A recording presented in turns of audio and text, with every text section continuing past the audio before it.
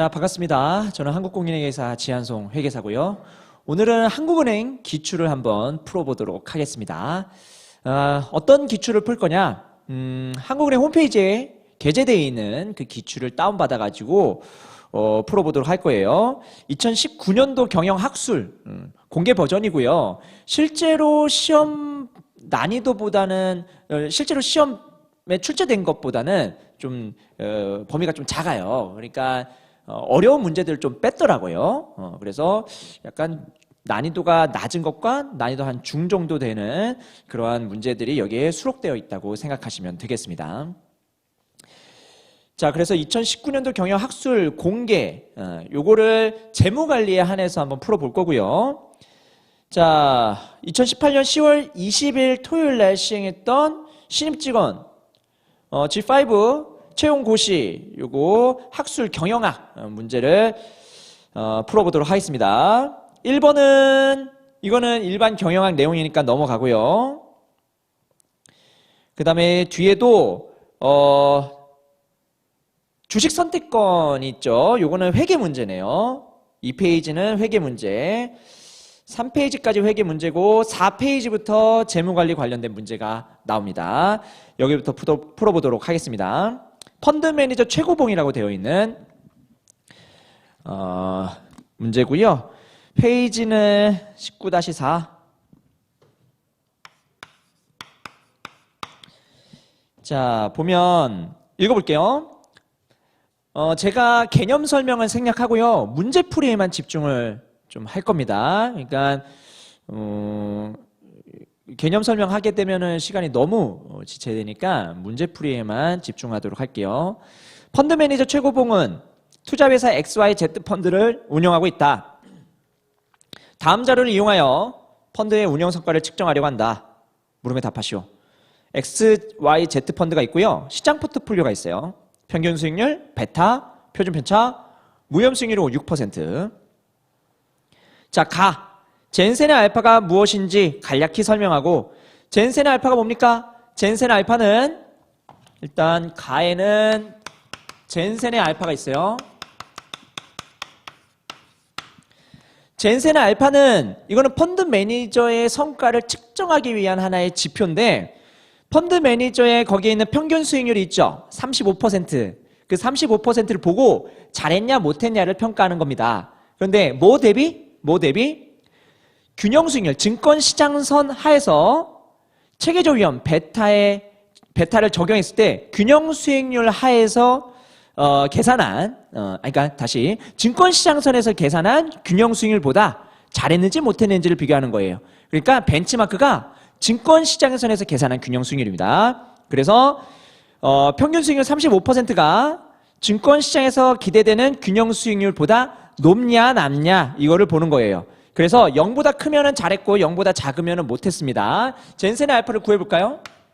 일단 35% 마이너스. 자, 증권시장선 하에서의 균형 수익률 한번 구해보죠. 무염 수익률 6%고요. 그 다음에 시장 기대 수익률, 시장 평균 수익률이죠. 시장 평균 수익률 28%, 마이너스 6%, 그리고 베타. XYZ의 베타죠. 1.2.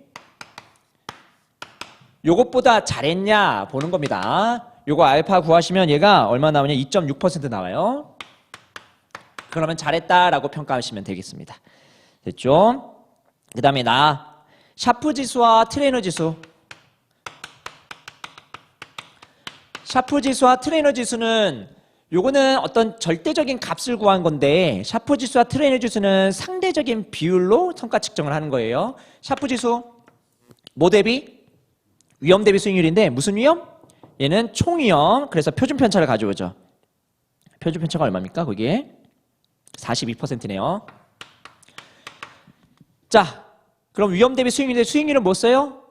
초과 수익률 쓰죠. 무위험 이자율 대비 초과 수익률이에요. 그러면 35% 마이너스 6%. 요거 계산하죠.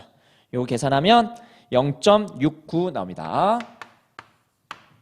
그래서 총위험 대비 초과 수익률 이걸 보고 잘했냐 못했냐 이걸 보는 거죠. 그 다음에 트레이너 지수. 트로넨 지수도 비슷한데 대신에 위험을 뭘로 측정하냐면 베타라는 체계적 위험 가지고 얘기합니다. 1.2죠? 1.2. 거기서 초과 수익률은 똑같이 35% 마이너스 6%. 요거 계산하시면 얼마 나오면 0.24이 나옵니다. 됐죠? 이렇게 구하시면 되고요. 간단한 문제고. 그 다음에 19-5페이지도 이것도 재무관리 문제네요.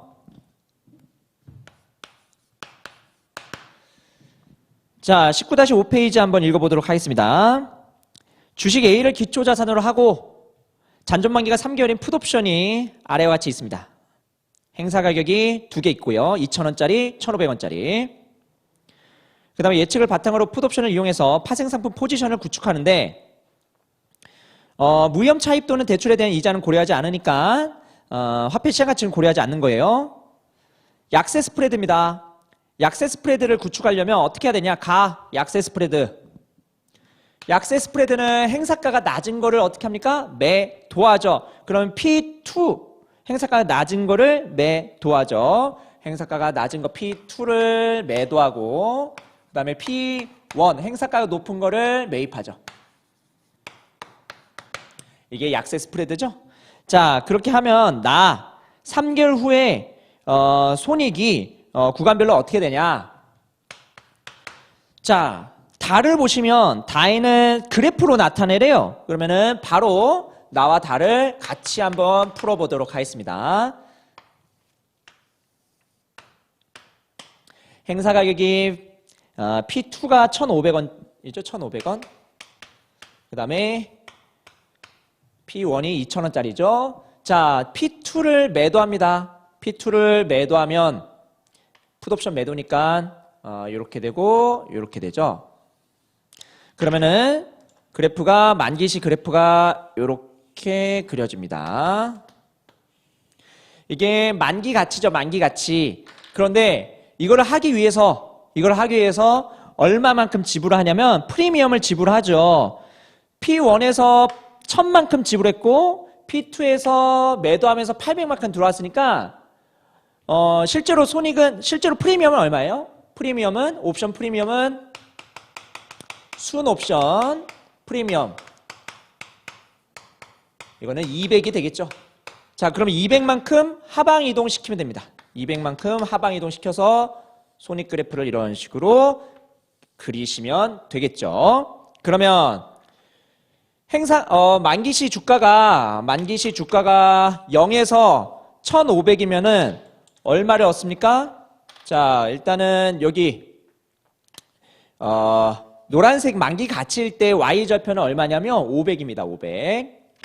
어떻게 500이에요? 행사 가격이 차이니까요. 행사 가격의 차이가 얘랑 그 다음에 여기랑 같죠? 500이고 그 다음에 프리미엄만큼 200 내려가니까 이렇게 300이죠? 300. 자, 그러면은 0에서 1,500까지는 300이라는 손익을 얻고요. 그 다음에 1,500에서 2,000까지는요. 여기서 300부터 얼마? 마이너스 200이죠? 마이너스 200까지 얻고요. 그 다음에 2,000이 넘어가게 되면은 200 손실이죠. 이런 식으로 구간을 계산하시면 되겠습니다. 자, 라는 뭘 물어보고 있어요? 약세 스프레드를 하는 이유죠. 약세 스프레드를 하는 이유. 왜 이러한 포트폴리오를 구축하냐? 일단은 기초자산 주가의 하락을 예상합니다. 하락을 예상할 때 쓰는 전략이고요. 무조건 하락이 되면은 그냥 풋옵션만 매입하면 되는데 여기 중간에 P2를 매도했잖아요. 왜 매도한 거예요? 너무 하락하진 않을 것 같은 거예요. 그냥 약세 정도. 약세. 많이 하락하진 않고요. 적당히 하락할 때 쓰는 거죠. 적당히 하락할 때. 그래서 많이 하락하지 않을 걸로 예상합니다. 많이 하락은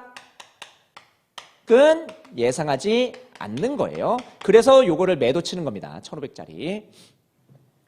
하락만 예상했으면은 P1 매입하고 끝인데 너무 많이 하락하지는 않을 거라고 생각하는 거예요. 그래서 거기에 있는 이익을 좀 한정시킵니다. 이렇게 하게 되면은 이익이 한정되죠. 이렇게 되면은 이익이 한정된다. 이익이 한정되고요. 그러면서 손실도 한정돼요. 손실도 마이너스 200, 손실 200으로 한정됩니다. 이익 또는 손실도 한정이 돼요. 됐죠? 이렇게 되고. 자, 그 다음 문제 보도록 하겠습니다. 19-7.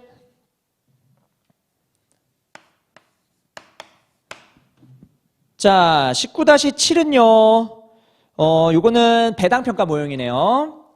ABC 회사의 자기자본 이익률이 8%, 베타 1.5, 내부 유보율이 75%로 가정하자. 자, 금년도 주당 순이익은 4달러인데 이미 배당은 지급되었다. 그러면 4달러고 연간 배당은 이미 지급되었어요. 금년도 주당 순이익은 요거는 EPS 제로를 의미하겠죠? 4달러. 그쵸?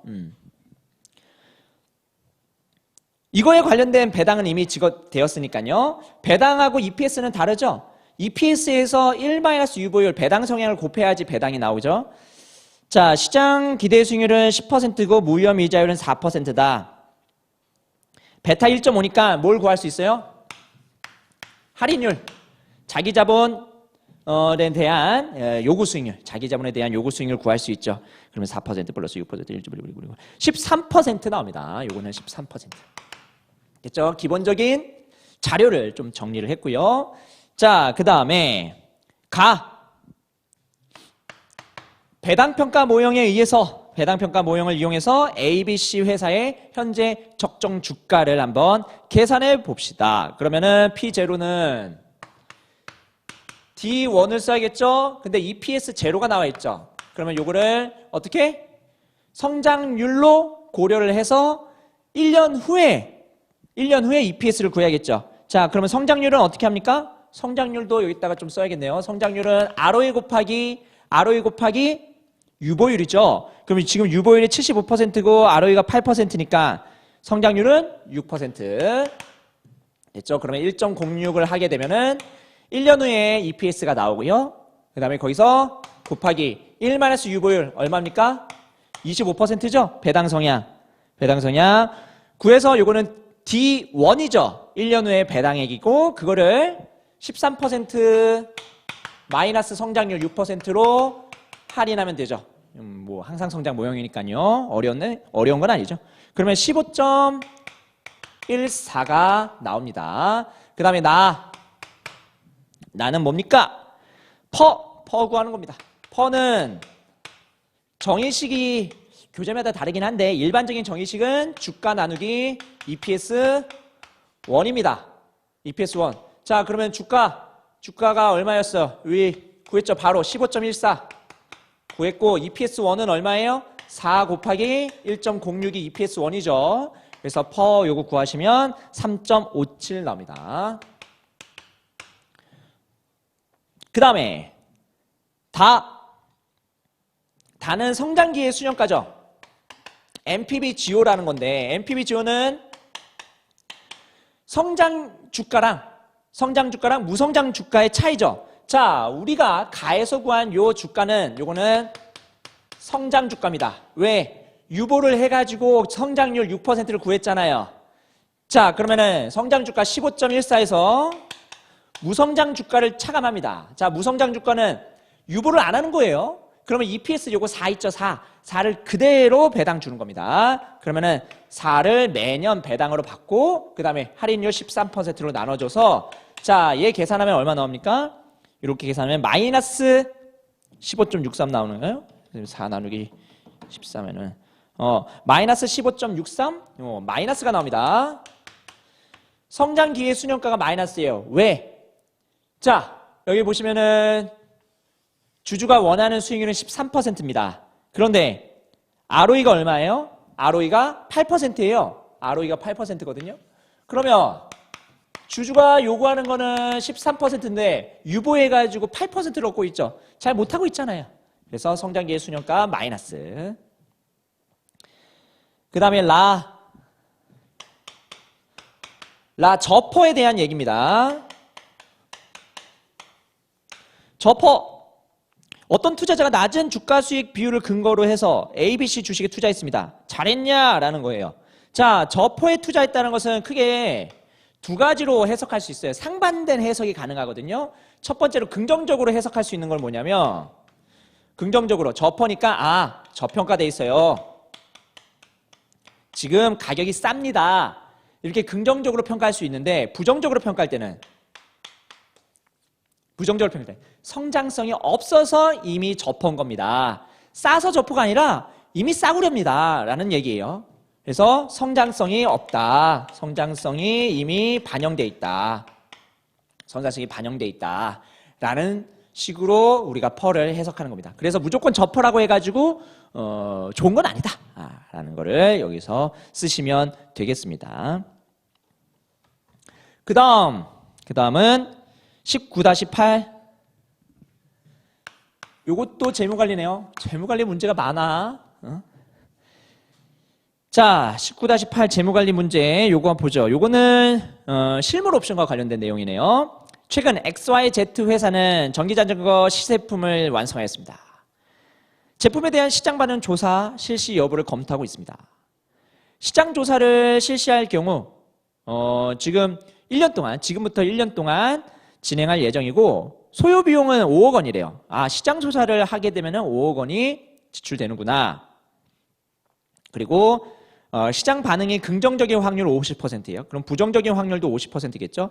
긍정적일 경우에는 1년 차에 30억 투자해가지고 공장 건설하고 자전거 판매하면은 2년 차부터 4.4억 원의 영구적인 세후 현금을 얻는데요. 자, 만약에 시장 조사를 했어요. 시장 조사를 하게 되면 요때 5억 원을 지불하죠. 지불하고 1년 차에 이제 시작을 하는데 1년 차에 시작하는데 좋을 때랑 나쁠 때가 있을 거예요. 좋을 때랑 나쁠 때. 자, 좋을 때는 2년 차부터 얼마를 번대요? 2년 차부터 4.4억 원을 영구히 번대요. 세후 현금 흐름으로. 그리고 얼마 투자합니까? 30억 투자하죠. 30억. 30억 이렇게 투자하고요. 그 다음에 나쁠 때도 30억 투자하는데 나쁠 때는 부정적일 때는 세후 현금이 얼마입니까? 2.2라고 돼 있어요. 거기에 부정적임에도 불구하고 만약에 공장을 건설해서 전기자전거를 생산 판매하게 되면은 2년 차부터 2.2억 원. 그러면 부정적일 때는 2.2억 원이 계속 이렇게 발생되겠죠. 여기까지 됐죠? 자, 그 다음에 세 번째 문단. XYZ는 언제든 프로젝트를 중단할 수 있대요. 그럼 중단하면 해외에 3억 원의 가격으로 판매할 수 있대요. 중단하면. 그리고 요구 수익률 11%. 할인율은 11%로 하시면 됩니다. 위험 중립 모형은 아니네요.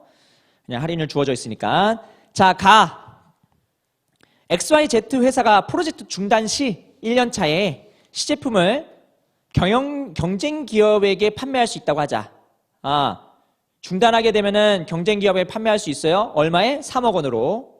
시장 조사를 하는 경우를 가정해서 전기자전거 프로젝트 NPV를 계산하시오. 자, 그러면 자, 여기서 각각의 NPV를 구할 수 있거든요. 자, 만약에 좋을 때 NPV 좋을 때 NPV는 4.4를 11%로 나눈 다음에 30을 빼면 되죠. 그럼 얼마 나오냐면 10이 나옵니다. 좋을 때는 10, 나쁠 때는요. 나쁠 때는 2.1을 11%로 나눈 다음에 30을 빼죠. 그러면 얘는 마이너스 10이 나옵니다. 됐죠? 자, 그러면 여러분, 내가 시장 조사를 했어요. 시장 조사를 하고 1년 후에 좋으면 10을 얻고요. 나쁘면 마이너스 10을 얻는데 나쁠 때 어떻게 하면 돼요? 나쁠 때 3에 매각할 수 있습니다. 3에 매각할 수 있죠. 그러니까 마이너스 10이 아니라 그냥 매각해가지고 3을 얻을 수 있는 거예요. 나쁠 때는. 그러면 요거를 할인하게 되면은 가치가 나오죠. 그런데 여기서 이 시장 조사 비용 5억 원을 NPV 계산할 때 넣어야 되냐라는 게 조금 애매합니다. 자, 여기서 시장 조사를 하는 경우를 가정하여 라고 되어 있어요. 그러면 시장 조사를 하는 것 자체를 이미 가정한 상태니까 얘를 매몰 비용으로 볼 거냐, 아니면은 시장 조사를 하는 것까지 이것도 관련 비용으로 넣어서 계산을 해야 되냐 하는데, 여러분 시장 조사를 하는 경우를 가정했다는 것은 이미 요거는 지출된 비용이라고 보는 거죠. 이 문구 자체가. 해석의 여전히 있습니다. 해석의 여전히 있지만 어쨌든 저는 요거는 매몰 비용입니다. 이미 시장 조사를 한 거를 가정한 다음에 이거를 판매하게 되면은 외부에다가 안 좋았을 때 외부에다 판매하게 되면은 뭐 3이 발생합니다. 라고 해석하고 문제를 풀도록 하겠습니다. 그러면 NPV는 10 발생할 확률이 0.5, 그 다음에 3 발생할 확률이 0.5, 그거를 11%로 할인하면 되겠죠? 얼마입니까, 그러면? 그러면은 얘가, 계산을 해봐야겠네. 그러면은 13 나누기 2 한 다음에 1.11 하면은 5.86, 얘가 5.86이 나옵니다. 만약에 시장조사 비용을 지출한 거를 우리가 NPV에다 넣는다. 이거는 시장조사 비용을 매몰 원가로 해석한 거고, 만약에 시장조사 비용을 넣어서 계산한다. 그러면은 5.86에서 5를 빼서 0.86이라고 얘기를 해야 됩니다. 해석의 영역이 좀 있는 것 같아요. 이 부분은. 그러니까 5.86 또는 0.86인데 만약에 제가 시험을 봤다. 그러면 저는 5.86이라고 가를 넣지 않을까. 자, 다를 보면서 가가 어떤 식으로 왜 가를 물었는지 우리가 또 유추할 수 있거든요. 나를 볼게요. 나. 자, 나는 시장이 부정적일 경우 수익성이 없다고 판단하고요. 수익성이 없다고 판단하고 공장을 건설하지 않는데요. 그러니까 해외에 판매하는 것도 아니고요. 해외 판매해가지고 3억을 얻는 것도 아니고 3억을 얻는 것도 아니고 시장이 부정적일 때는 공장 자체를 건설하지 않는데요. 공장 자체를. 그러면 이렇게 되는 거죠.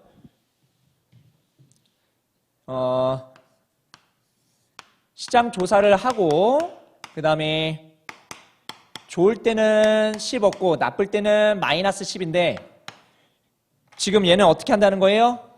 나쁠 때는 아예 안 한다라는 거예요. 아예 안 하는 거예요.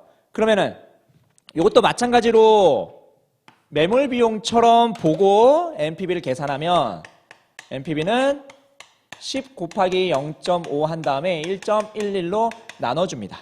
그러면 얘가 얼마 나오냐면 5 나누기 1.11 하면 되죠. 그러면 4.5가 나옵니다.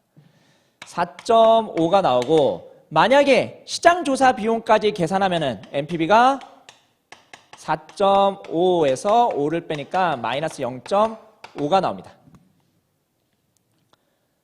됐죠? 이렇게 한다는 거예요. 그러면 사실은 해외에 판매하면 되죠. 이게 해외에 판매할 수 있는 기회가 있다면은 이거는 어쨌든 하면 될 겁니다. 하면 될 거예요. 자, 그 다음에 다까지 볼게요. 다까지 보고 요거를 총 정리를 좀 해보도록 하겠습니다. 다는 뭡니까? 시장 조사를 실시하지 않고 지금 안 돼요. 시장 조사 없이 지금 안 돼요. 그러면 시장 조사는 왜 했습니까? 시장 조사는 내가 부정적일 때 뭔가 대응할 수 있어요. 시장 조사를 하게 되면 부정적일 때 대응할 수 있어요. 그런데 시장 조사를 안 하면은 대응 자체를 못 합니다. 그러면 내가 이때 30을 투자하게 되면은 4.4가 벌리거나 아니면은 2.2가 계속 벌려지는 거예요. 그러면은 요거 기대값 얼마입니까? 기대값이 3.3이거든요. 기대값이. 그러면 NPV 계산해 보도록 하겠습니다. NPV는 3.3을 계속 얻죠? 3.3을 계속 얻고 그 다음에 여기 0.11 해가지고 33이죠? 33인가요? 맞나요? 30인가요? 3.3 나누기 30이죠? 그런 다음에 30을 빼면 이거는 0이죠? NPV 0이에요. 됐죠? 자, 그러면 어쨌든 시장 조사를 안 하고 바로 투자하면 0, 시장 조사를 한 다음에 만약에 둘 중에 선택을 한다. 그러면 당연히 가를 선택합니다. 해외에 팔 수 있으니까. 그러면 여러분 이렇게 한번 볼게요. 시장 조사를 안 하는 게 좋은 건지 시장 조사를 하는 게 좋은 건지 요거를 한번 비교해 보면 시장 조사를 하게 되면은 이제 요거는 다랑 비교할 때는 매몰 원가가 아니죠. 다랑 비교할 때는. 그쵸? 다랑 비교할 때는 다에서는 시장조사 비용 안 나갔지만 나는 시장조사 비용이 나갔잖아요. 그러면 요거는 매몰 원가가 아니라 관련 비용입니다. 그러면은 NPV는 뭘로? 요렇게 쓸 거예요. 그러면 뭐랑 비교해야 되는 거예요? 이 0과 마이너스 0.5를 비교해야 되죠. 그러면 해요 안 해요? 시장조사? 시장조사? 그냥 안 하고 지금 하는 게 더 나을 수도 있다는 거예요. 그런데 자 이제 다까지 보니까 이거를 매몰 원가로 보면 안 되겠구나라는 생각이 들긴 드네요. 자 그런데 해외에 판매할 수 있다면 시장조사를 하는 게 낫죠. 해외에 판매할 수 있다면 시장조사를 하게 되면 NPV가 0.86이 나오니까 그러면 더 커지죠. 이제 의사결정을 이런 식으로 하는 겁니다. 시장조사 안 할 때 시장조사를 한다면 나 또는 가인데 가가 더 좋은 거죠. 그래서 만약에 해외 판매 기회가 없다면 시장조사를 안 하는 게 낫고 해외 판매가 있다면 시장조사를 하는 게 낫고 이렇게 결론을 내릴 수가 있을 겁니다. 됐죠? 자, 그래서 시장조사를 수행하는 경우의 옵션의 가치 가와 다를 비교해서 라에서 만약에 시장조사를 하게 되면은 어떻게 됩니까? NPV가 증가하죠. 그러면 옵션의 가치는 시장조사를 했을 때의 가치에서 시장조사를 안 했을 때의 가치 그러면 0.86에서 0을 빼는 거니까 옵션의 가치는 0.86 그대로 나옵니다.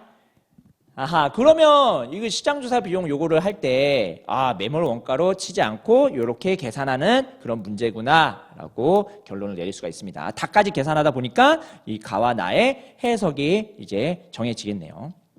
그렇죠? 처음에는 제가 이렇게 해석을 했다가 다까지 읽어보니까 아니구나 이렇게 해석을 하게 됐습니다. 그래서 문제를 풀 때 그런 것들 조심하시고요. 자, 이제 또 재무관리 문제를 찾아보도록 하겠습니다. 9-10페이지는 이거는 원가관리 회계네요. 원가관리 회계고 쭉 넘기시면 9-13페이지에 재무관리 문제가 하나 나옵니다. 9-13페이지.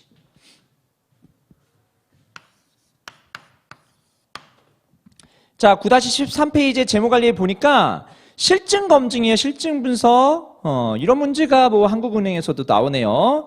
자, 밀러와 슐츠가 CAPM의 성립 여부를 결정하기 위해서 미국 증권거래소에서 거래되는 631개의 종목의 자료를 이용해서 회계 분석을 했습니다. 1단계, 2단계 있는데 요거에 대한 개념 설명을 좀 생략할게요. 어쨌든 CAPM이 성립하냐 안 하냐 이거를 사후적으로 검증을 한 겁니다. 사후적으로 검증을 한 거예요.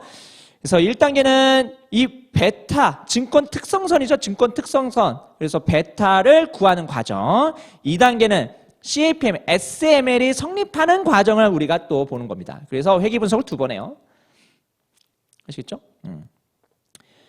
이게 보시고 자, CAPM 성립 여부를 추정하기 위해서 2단계 실증 분석 결과가 다음과 같이 도출되었다.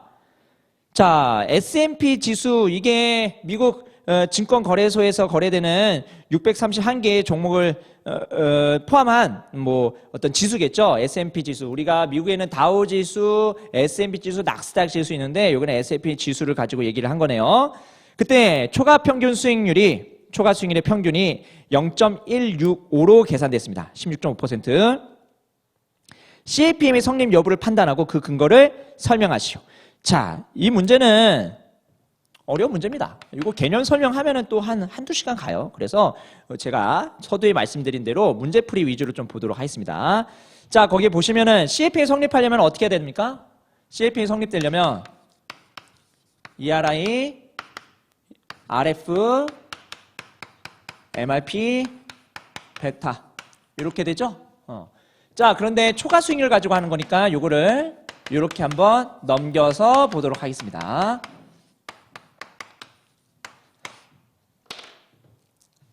자, 그러면 베타 앞에 MRP라는 요소가, 요인이 설명력이 가능해야 됩니다. 그러려면 거기에 있는 T통계량 있죠? 거기에 있는 T통계량 21.1, 7, 11.9라는 T통계량 있죠? 그게 2보다 크면은 그 숫자가 유의미한 거고 2보다 작으면은 보통 그 숫자가 유의미하지 않다라고 결론을 내립니다. 그러면은 저기 있는 숫자 0.127, 그 다음에 0.042, 0.31 얘는 다 유의미한 숫자라는 거죠. 그러면 얘는 마치 이렇게 된다는 겁니다. 거기에 0.127은 의미 있는 숫자고 플러스, 그 다음에 0.042도 의미 있는 숫자고 거기에 베타, 이거는 그냥 베타예요, 베타. 그 다음에 관련된 0.31, 0.31에 거기에 있는 잔차에 이것도 의미 있는 숫자고. 그러면 여러분 0.127이 나왔다라는 거는 우리 여기서 요게 성립해야 되는데 여기에 뭐가 없어요? 절편이 없어요, 여기는. 근데 여기는 절편이 있죠? 그러면 이거 CAPM 성립한다고 볼 수 있어요? 없어요. 얘가 0이 나와야 됩니다. 그러니까 거기에 T통계량이 2보다 작게 나와야지 얘를 0으로 만들 수 있어요. 너무 개념 설명을 하고 싶은데 안 됩니다. 하면은 한도 끝도 없어요. 그러니까 T통계량이 2보다 크기 때문에 여기 0.127이 살아있는 거고 T통계량이 2보다 작아야지 얘를 0으로 만들 수 있어요. 자, 요게 뭐예요? 요게 MRP죠? 요게 MRP잖아요? MRP 0.042 유의미한 숫자 좋은 거예요. 잘한 거예요. 요거는 괜찮아요. 그런데 비체계적 유형 부분 있죠? 뒤에 나오는 비체계적 유형 부분. 요것도 의미 있는 숫자래요. T통계량이 2보다 커요. 11.9나 돼요. 요 내용만 보면은 CAPM이 성립하지 않구나. CAPM이라는 공식 자체가 검증을 해봤더니 CAPM이 성립하지 않구나라고 우리가 결론을 내린 겁니다. 요 가만 보면 아시겠죠? 됐고 나는 위의 실증 분석 방법을 우리가 기본으로 할 때 이 개별 자산으로 하면은 좀 그렇다. 그래서 거기는 베타를 측정하는 과정에서 오차를 줄이기 위해서 개별 주식 대신에 포트폴리오를 구성해서 실증 분석 모형을 설계하였다. 파머랑 맥베스 74년도인가요? 저는 알기로 73년도 모형인데 모르겠습니다. 어쨌든 74라고 써져 있으니까 또 1년 뒤에 뭐 했나 보네요. 그렇게 실증 분석 모형을 설계하였다. 그때 CAPM의 성립 여부를 판단하고 그 근거를 설명하시오. 거기도 T통계량이 있죠. 자, 그런데 T통계를 보니까 사실 중간에 저기 1.9 있죠. 이것도 거의 뭐 2랑 거의 가까우니까 유의미하다 보시면 됩니다. 사실은 뭐 2라는 그 숫자 자체가 그 안에는 T통계량이죠. 그 가로 안에 있는 숫자가 뭐 2를 기준으로 해가지고 2보다 크면은 유의미하고 2보다 작으면 무의미하다는데 그게 그 2가 뭐냐면 95% 신뢰 수준 하에서의 그 범위거든요, 사실은. 응? Z값이거든요, Z값. 우리가 표준 정규 분포 우리가 배웠잖아요. 거기에 있는 95% 신뢰 수준 하에서의 Z값이에요. 1.96. 그러니까 거기 1.9라는 수치는요, 되게 애매합니다. 사실은 이렇게 주면은 좀 더 그런데. 어쨌든 얘는 1.9라는 거기에는 베타 앞에 있는 그 기울기 있죠? 0.0114. 요거는 유의미하다고 해석해야 되지 않을까요? 저는 그렇게 해석하는데 나머지 것들은 너무 작잖아요. 0.6, 0.9, 1.2 절대값 기준으로 보면은 다 2보다 작으니까. 그러면은 저 가운데에 있는 0.0114만 내가 믿겠다. 그러면 얘는 느낌이 달라지죠. 나는 평균 수익률이 앞에 있는 0.02는 믿을 만하지 못해요. 왜? T통계량이 너무 작으니까. 그 다음에 두 번째 0.0114 베타라고 쓸게요. 얘는 믿을만하죠. 1.9니까 뭐 애매한 숫자지만 그래도 믿을만하다고 봅니다. 그 다음에 0.9 마이너스 0.9잖아요. 이것도 너무 작죠? 그 다음에 마지막 비체계적 이온 부분도 작죠? 그러면은 성립돼요? 성립되네요. 얘는 성립되네요.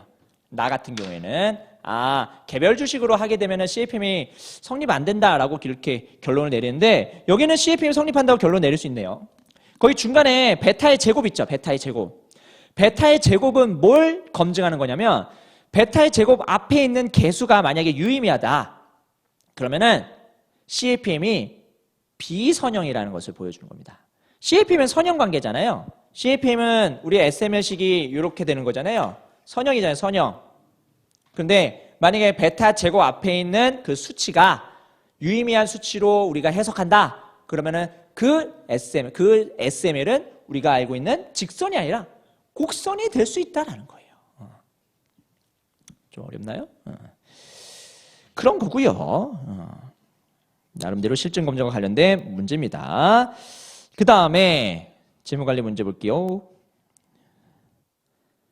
19-14, 19-15 됐고 19-16 요거 볼 때 19-16 볼게요. 19-16 페이지는 합병과 관련된 거네요. 자, 읽어보도록 하겠습니다. 마지막 문제입니다. 석유 가스 운송업을 영위하는 주 북성은 파이프라인 제조업체인 경성을 인수 합병하려고 한다. 두 기업은 모두 부채가 없고 관련 재무자료는 다음과 같다. 부채 없대요? 무부채 기업. 북성, 경성 기업 가치 각각 나와 있고요. 발행 주식수 저쪽에 있습니다. 경성의 직전 세후 현금은 6억 원이에요. 6억 원. 그러니까 합병하기 전에는 6억 원이었는데 합병하게 되면은 추가적으로 어떻게 된대요? 3년간 6%씩 증가하고 그 이후에는 3%씩 증가할 것으로 예상된대요. 그리고 합병에 따른 여러 가지 재반 비용은 3천만 원이에요. 0.3억이죠. 그러면 0.3억 다른 비용 없고요. 위험조정 할인율 9.7%를 적용해서 합병에 따른 경성의 기업 가치. 뭘 의미하는 거예요? 합병 후에 경성의 가치를 구하는 거예요. 그러니까 합병 전은 그냥 6억 원을 할인하면 돼요. 근데 합병 후에는요. 6억 원뿐만이 아니라 거기에는 6%씩 성장하는 부분, 3%씩 성장하는 부분까지 다 고려를 해줘야겠죠. 그러면 합병 후의 가치를 구하는 거거든요. 경성의 합병 후의 가치. 그러면 현금 흐름은 이렇게 그릴 수 있겠죠. 1, 2, 3, 4 3%씩 성장하니까 처음에는 6%죠. 3년간은. 그러면 얘는 6 곱하기 1.06 얘는 6 곱하기 1.06의 제곱 얘는 6 곱하기 1.06의 세제곱 이렇게 하고 4차년도에는 3%씩 성장하니까 6 곱하기 1.06의 세제곱 곱하기 1.03이고 계속 3%로 성장하는 거예요. 요거에 대한 현재 가치를 구하는 겁니다. 거기 현가계수 있거든요. 그리고 할인율은 뭘로 써요? 9.7%. 그러면은 할 때 어떻게 합니까? 여기는 얘를 할인해가지고 터미널 밸류 구하죠. 할인할 때 우리가 연구 성장, 일정한 성장률로 성장하는 연구 연금의 현재 가치 구하는 식으로 구하시면 돼요.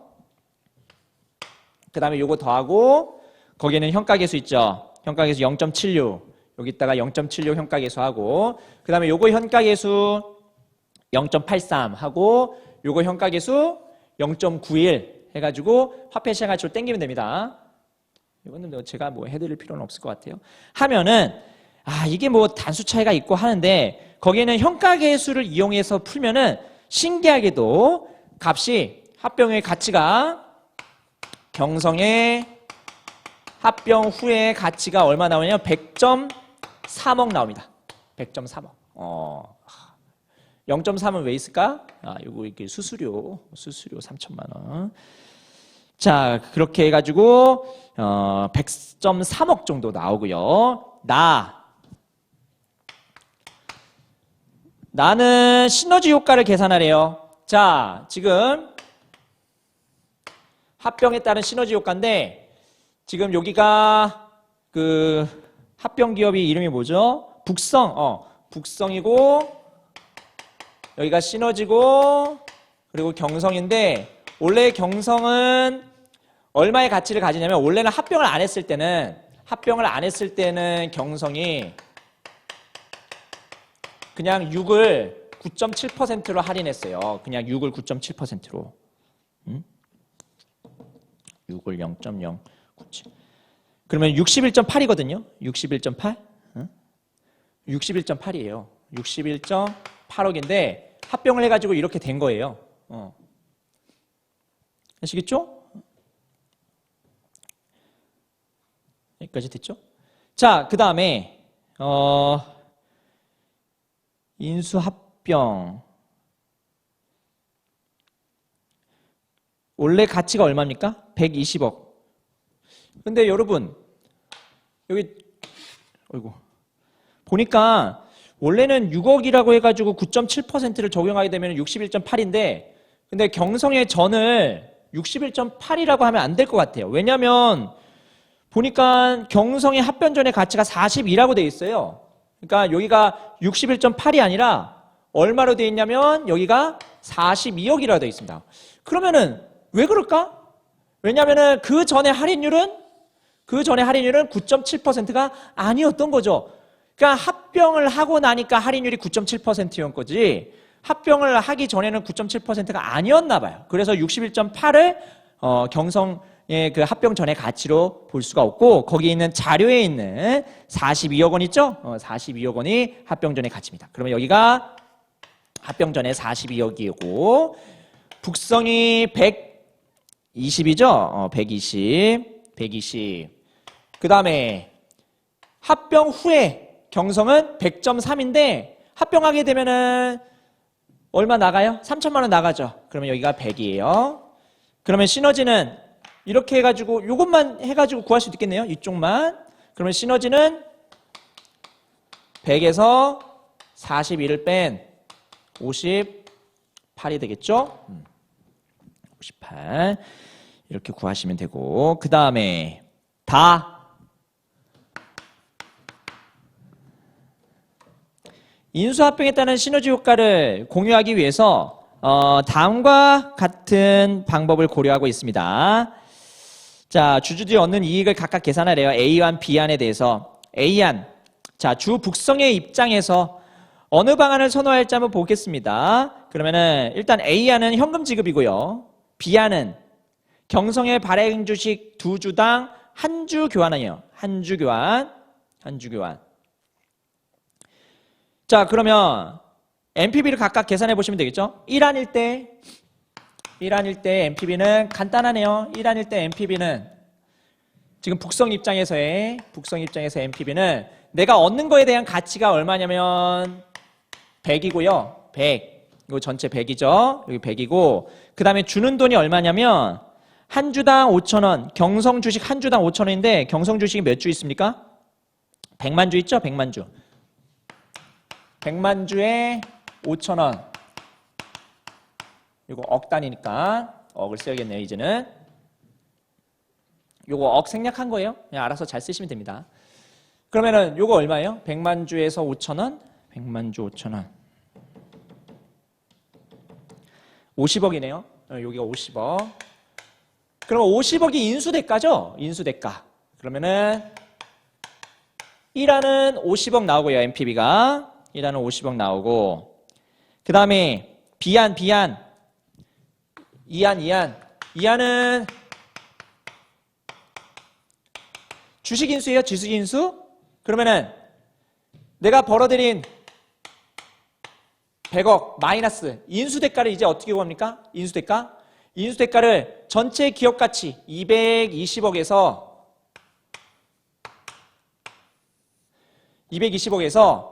경성 주주들이 얻은 지분율 하게 되면 그게 주식 인수 시 인수대가가 되죠. 이것도 개념 설명 생략하고 바로 공식 쓸게요. 원래 얼마였습니까? 주 북성의 주식 수가 150만 주였습니다. 150만 주. 그리고 새롭게 발행하는 주식 경성이 얼마 있었습니까? 100만 주가 있었죠. 근데 2주당 한 주를 준대요. 그러면은 100만 주 없어지고 북성의 주식 50만 주 뿌려야겠죠. 그 다음에 경성의 주주들은 그 50만 주를 가져가겠죠. 이게 합병 후에 경성의 지분율이죠. 그럼 얘가 25%인가요? 5 나누기 20이죠.